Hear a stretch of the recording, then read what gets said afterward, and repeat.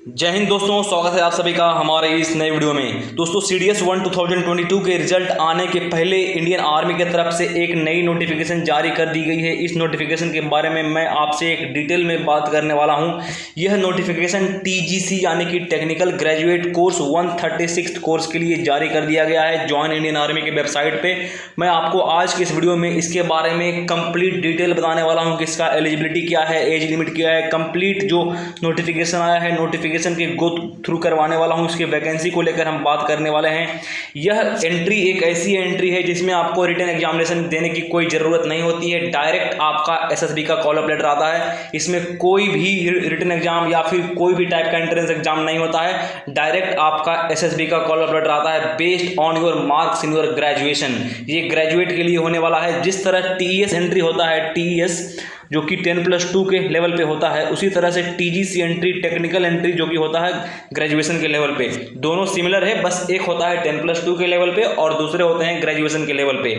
तो अब हम बढ़ते हैं इस नोटिफिकेशन की ओर। तो सबसे पहले आप यहाँ पे देख पा रहे होंगे, application are invited from unmarried male engineering graduates for 136 course commencing on January 2023 at Indian military academy Dehradun for permanent commission. और ये परमानेंट कमीशन है, यहाँ पे आप ये बात आपको ध्यान रखना होगा।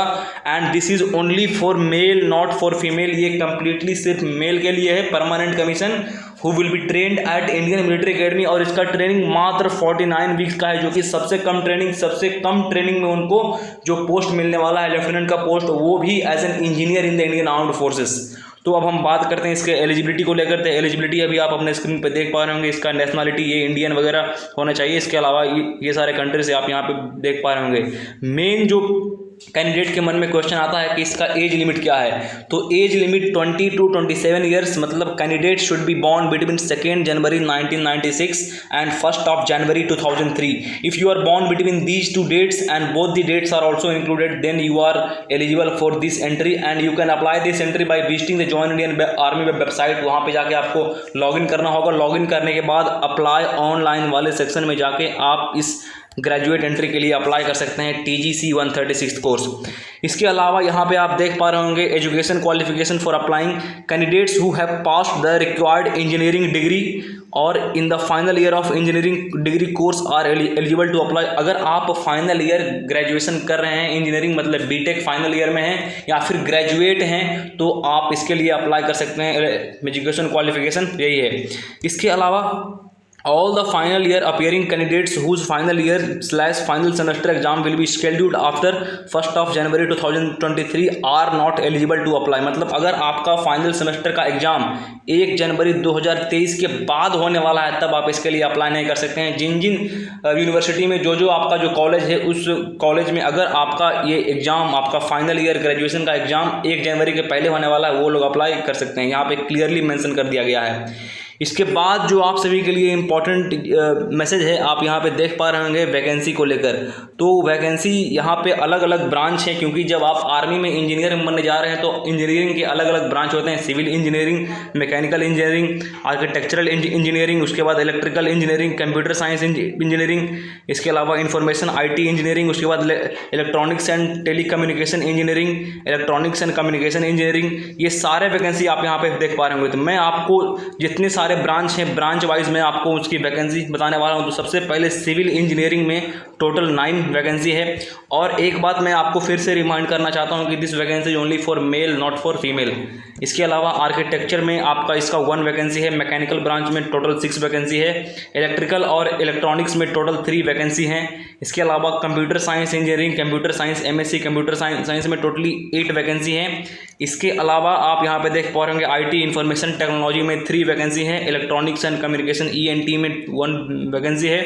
इलेक्ट्रॉनिक एंड कम्युनिकेशन में 3 वैकेंसी है। इसके अलावा एरोनॉटिक्स में 1 वैकेंसी, इलेक्ट्रॉनिक्स में 1 वैकेंसी। आप अपने हिसाब से जो भी आपका चॉइस हो, जिस फील्ड में आपने इंजीनियरिंग कर रखा है, अपने हिसाब से यहाँ पे वैकेंसी देख सकते हैं।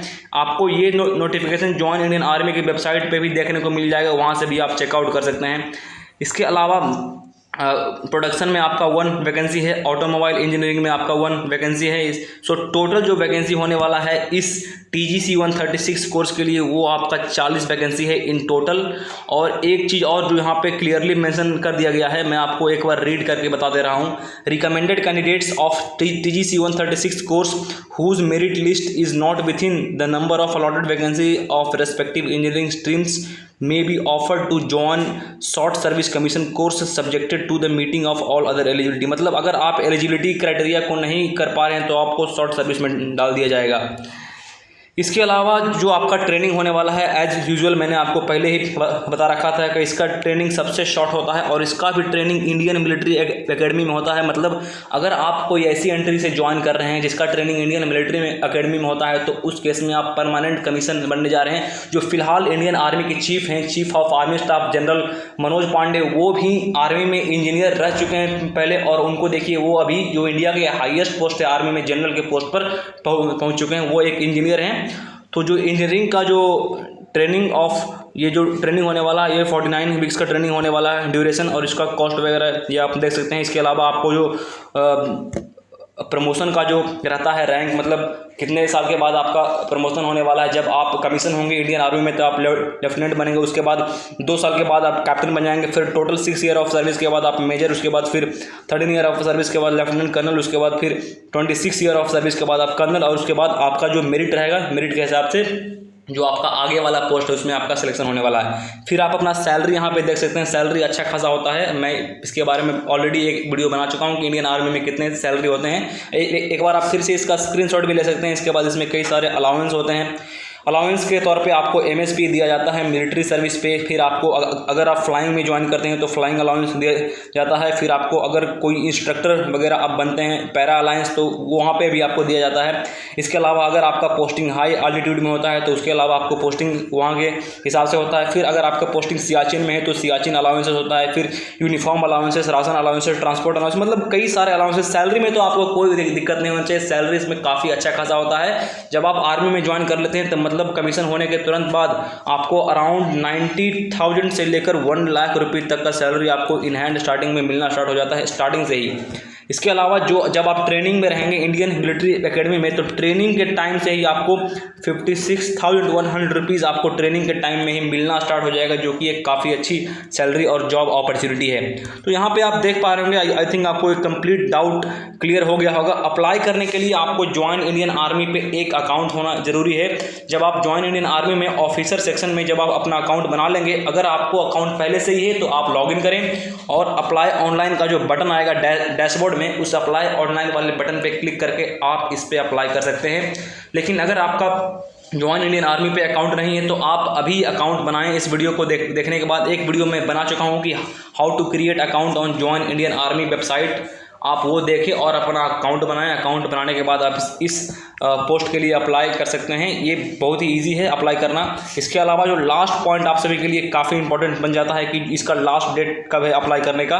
तो लास्ट में यहाँ पे आप देख पा रहे होंगे, application will be open on 11th of May, मतलब आज के दिन ये एप्लीकेशन को ओपन कर दिया गया है, और will be closed on 9th of June, मतलब आज के दिन 11th ऑफ मई से 9th ऑफ जून तक आप इसके लिए अप्लाई कर सकते हैं। ये काफ़ी अच्छी जॉब अपॉर्चुनिटी है और इंडियन आर्मी में सर्व करने का मौका एक बहुत ही अच्छा मौका रहता है देश को सर्व करने का। तो आप इसके लिए ज़रूर अप्लाई करें। अगर आपको कोई डाउट होता है तो आप वीडियो के कमेंट में ज़रूर कमेंट कर देना, मैं वहाँ पर आपको रिप्लाई कर दूँगा। तो ये था वीडियो के बारे में एक जानकारी। Thank you friends for tuning till the end. Thank you, जय हिंद, see you in the upcoming videos. और आपका CDS का रिजल्ट आने वाला है, उसके लिए आप रेडी रहना।